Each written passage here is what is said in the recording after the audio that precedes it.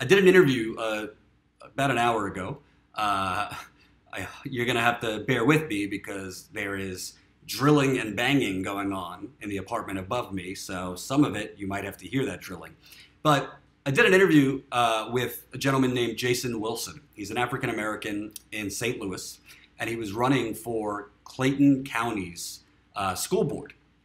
And you might say, why are you doing a story on Clayton County and St. Louis's school board? Well, Jason Wilson would have been the election is today. I don't know if he won or lost. He's going to update me, but the election is today. He would be the first African American elected to the school board. Clayton County is upper middle class. It is predominantly white. I'll give you the statistics here. So Clayton County, Missouri, as you can see, white is about 83% white. Hispanic, about 6.4% Hispanic, and about 5.3 black. So not a lot of black people. This was from 2015, but essentially it's predominantly white. If you look at Clayton County, Missouri, it is doing pretty well. Medium income household, $62,000, not terrible. Poverty rate, 8%, or almost 9%. Much better than the Flints of the world, which is at 42%. I don't really think it's 42%. I think it's more than that. So this is an upper middle class white community. Upper middle class white community. So Clayton County, upper middle class, right? You have Jason Wilson was running to be the first African American on the Clayton County School Board. Clayton County is part of St. Louis County. So St. Louis. Obviously, I was arrested in St. Louis, in jail that night with many African Americans in my cell. They told me that it is essentially Jim Crow, modern day Jim Crow in St. Louis. The segregation is real. Black people cannot drive in certain areas. They technically can, but they will be pulled over for ridiculous reasons and sent to jail. Many of them get bails set at $20,000 to $25,000, which they cannot pay. So they are then put in jail for 2 years to pay it off. I'm not kidding. That's what's happening. So Jason Wilson is an African-American parent in the Clayton district. He owns an artisan coffee shop, which is a popular Northwest coffee. And he was inspired to run for the school board by his mother, who was an educator in St. Louis public schools for 41 years. He said, quote, she has a commitment to making sure the kids in SLPS, St. Louis public schools, and kids in general have a voice. So why is he important? Because while campaigning to become the first African American to ever be elected to the school board, he was stopped by police 2 times. 2 times while canvassing, knocking on doors. Like many progressive candidates around the country have been doing this year. This African American was racially profiled and approached by police 2 times. The most recent one coming, I think, a week before the election. So I interviewed him because I wanted to know what happened. I'm going to put up some of the interview right now, and here's an image of Mr. Wilson with people supporting his campaign. He's obviously in the middle right there, and here's some of the interview. Yeah, man. So I'm in Clayton, Missouri, which is district in the state, and what I was doing was, I'm canvassing on these last days, and while canvassing, there's someone else that's looking to do a petition, right, for like medical marijuana and like a smoking ban, and while doing so, this person may have looked to other folks like he may have been not from that community, and his style, he may not have been very tactful in his approach to people, and may have turned a few people off. So I saw him. We talked before my incident, and then we parted ways. And then lo and behold, 10 minutes later, the police roll up on me, and they're like, "Yo, we had a call in the area about a guy who looked like, who basically had what you had on, looked kind of like you. You fit the description, and we're coming here to check it out, essentially." And did you match this guy's description? Did you look alike, or was that kind of just bogus? No, it wasn't bogus. I mean, he had a black jacket on. He had a black coat on. Mm-hmm. And the word that was used by the police officer when he walked up and explained what he was looking for, he did say coat. I had a North Face jacket on, very thin jacket. Matter of fact, it was a rain jacket. So to me that's not the same, but at the same time, we're talking about that's too much detail. You know what I'm saying? So to him, it looked like it could have been me. Mm-hmm. But I was at the door of a constituent's house who I knew, and what transpired was this conversation of the microaggressions, right? These terms that are often used, and it's commonly used, and it just kind of made me feel marginalized all of a sudden. I mean, I was immediately marginalized, you know. Mm-hmm. And what were the police saying after the fact that you look like this other person? Were they using terms that seemed derogatory or kind of inappropriate? Good question, man. It wasn't like explicitly derogatory, right? But what it was it's a bunch of assumptions about me, and that are usually stereotypical about African Americans. So it was like, what are you selling? The other cop rolled up, and you see on the video, he says, what are you selling, umbrellas? And the younger cop who was in front, who was actually, it seemed nice, but was asking me about, I'm sorry. Can you start that part over? There was like an ambulance. No problem. When you were saying it, you said it wasn't derogatory. Start from there. Yeah, so it wasn't necessarily derogatory, but it was more the assumption, the implied assumption of who I am and what I was doing there, which says I don't fit someone who's actually in that community. The first police officer rolled up. He's young and he's asking questions, and he's not talking to me. He's talking to the person who owns the house. But I'm not in a stance that it all makes the person in the house seem uneasy.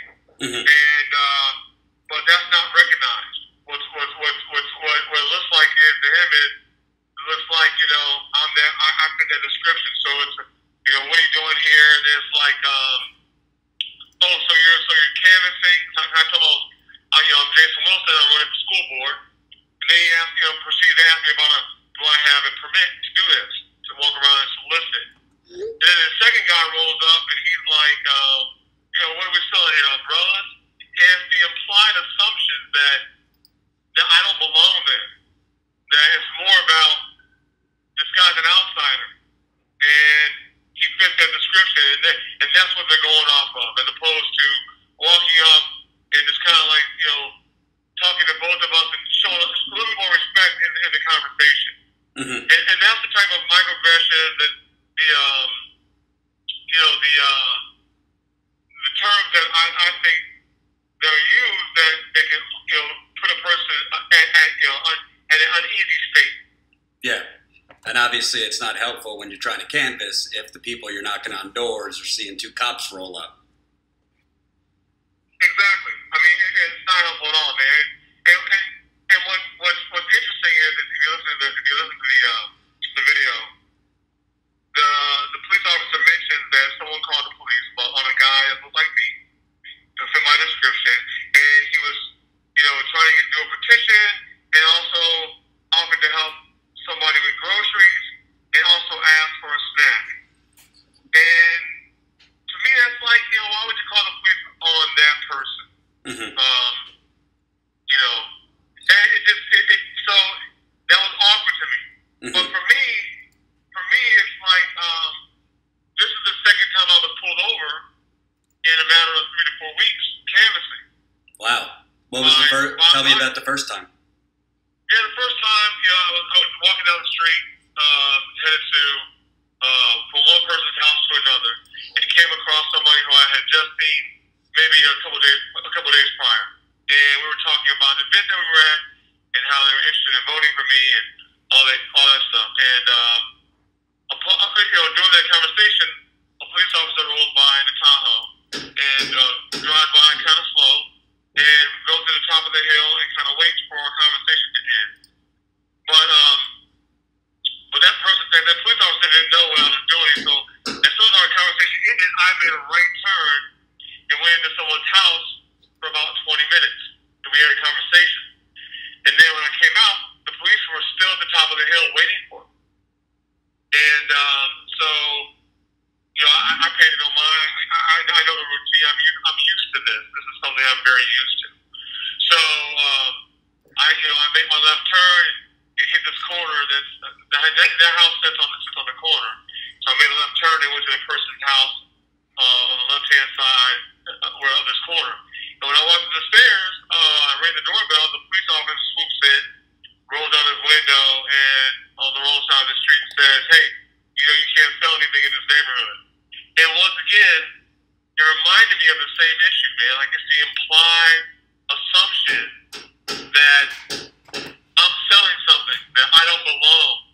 And it's kind of a disrespect. It's not like he's saying, "Hey," number one, he's not saying, "Hey, how you doing? Just checking to see if you're selling anything or not. I had a phone call earlier."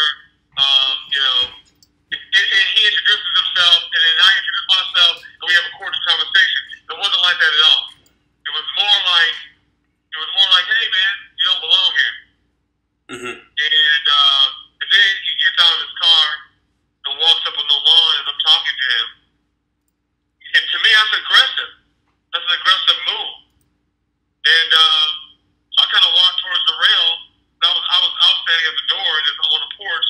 So I walked maybe 3 steps towards the rail to have a conversation with him. So I wanted to let him know that I belong here, essentially. And so we started having this conversation. And I have someone else who's with me who's watching this transpire. And he's kind of concerned. And then the second officer in the passenger side of that vehicle gets out the car. And he kind of stands between the curb and the middle of the car with like the Chevrolet emblem would be. And he stands there, kind of with his hand on his gun. Not like he's going to shoot me, but it lets me know, similar to how the guy was in the video, that at any point in time, it could be a bad situation for him. Right. And let me ask you, is this where you're canvassing? You said, they kind of say you don't look like you're from here. Is this a predominantly white area? Oh, once again, it's the wealthiest area in the state of Missouri. And so yes, it's predominantly white. And it's pretty liberal in some ways. But we'll get to that in a minute, man. And liberal isn't, my liberal and someone else's liberalism is a little bit different, right? So, but yes, it is predominantly white community, and it's very wealthy. Mm-hmm. And so from the way it sounds to me, it's kind of like, guilty of being black and campaigning. I would say so, man. I would say like it's complicated, right? Because you know how St. Louis is. There's not a lot of African Americans in that community. And, they're not used to probably anyone in the community as black running for any elected official position. So it's to them. But the point is that shouldn't be a threat to anyone. And the main thing here is, like, as a police officer, it would behoove you to have good communication skills. Because I think the lack of communication skills are what lead to, like, violence, right? Mm-hmm. The assumption. Because at the same time, the person who they're speaking to is probably acutely aware of microaggressions, right? These assumptions.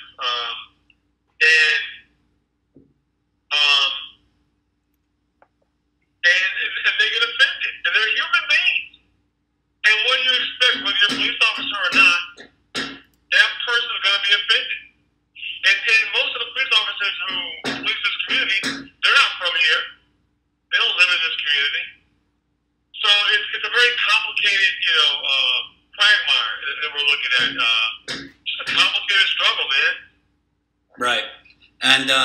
last question. Tell me about obviously the elections today. So I got you a little late, but what were some of the issues you were trying to run on in the school board there in Clayton County? What kind of things do you think needs to happen?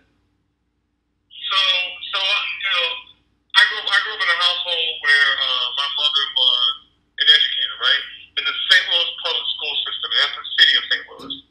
And she was for 41 years, she was an educator. For 21, she was a principal. And I heard my mother talking about issues of DSEG and diversity, the lack thereof, in both the suburbs and the city. And so my platform, it starts with that one issue, right? It's we need to have a commitment to the idea of diversity, and it needs to be a holistic approach. Mm-hmm. And the goal is to not just bus kids in to a community that's predominantly white and middle class or upper middle class. But there needs to be some diversity training, and the folks that are in the administration, from the board to the admin to the principals to the teachers, need to reflect the community that they're serving. Mm-hmm. And what that does is it gives empathy, right? It shows the person who's of a different ethnicity, color, or religion that there's another person that you can respect, right? And that they're seeing different people in leadership positions that don't look like them. So it's creating an empathy. And what it's really creating is it's providing a way for our children to be prepared for the global community, right? To be good stewards of our and global citizens. Is the actual student population mostly white, or there's a mix? It's predominantly white, and then there's maybe I'm giving you a percentage now, maybe like 8% Asian, for example, and then I'm just making up numbers there, like a very small percentage of African American, right? And especially in the ones that live in the community is very small. Most of the folks are traveling from a different community that are African American coming in. Mm-hmm. So when they're being bussed in, are they going into the Clayton County School District, African Americans? Oh yeah, they're being bussed into the schools that my kids go to. Absolutely, that are in the Clayton School District. Correct. Yes. Got it. So that's Jason Wilson, who I spoke with earlier. Again, today is the election for St. Louis County School Board. I'll update you if he wins or loses. One thing that really stood out to me, as somebody who spent some time in St. Louis, is essentially they got a call from somebody about somebody who I guess was going around soliciting for some ballot measure or something. And they essentially, the first black person they saw going around the neighborhood, they approached this guy, Jason Wilson, who literally all he was doing was canvassing to try to get the word out to become the first African American elected to the school board in Clayton County. And he was racially profiled by white police officers because of a call that came in of somebody else matching his depiction. Well, the reason they thought it was him is because they don't generally have African Americans. They don't generally have African Americans in this neighborhood, and they essentially just targeted Jason Wilson. And the officer, I don't know if you heard him say, made a kind of a condescending, I think, kind of racist statement, like, "What are you selling umbrellas here?" Can you imagine that? You, just a person trying to run for office, something as low as a school board, you're knocking on doors trying to get the word out, and you're essentially approached by police officers and asked, like, "What are you doing over here? What are you selling umbrellas?" I mean, if that ain't racism, I don't know what is. If that ain't intimidation, I don't know what is. And it kind of goes hand in hand with what I was told by African Americans in St. Louis. I spent 16, 17 hours in a jail cell. There was white people in the jail cell with me, but there was a lot of African Americans as well that live in St. Louis. And they were saying, this is the new Selma. This is what they told me. This is the new Selma, St. Louis. Many of them said, This is modern day Jim Crow. And you have white police officers who get a call that I guess someone, a black guy, is bothering people in the neighborhood, and they see this poor guy, Jason Wilson. All he's doing is canvassing. He's motivated by his mother, who worked in the St. Louis public school system for 41 years, to go run for school board. He wants to add to the diversity. He wants to, as a school board member, help get more African American teachers hired. He said at his son's school, his kid's school, I don't know if it's son or daughter, there's only one black teacher. He wants to make the teacher population as well as the overall population more emblematic of St. Louis, because St. Louis has a lot of African Americans. But he's essentially, you hear, I've had black friends, including Time, my former cameraman, saying, you're guilty of driving while black. Well, now you're guilty of campaigning while black.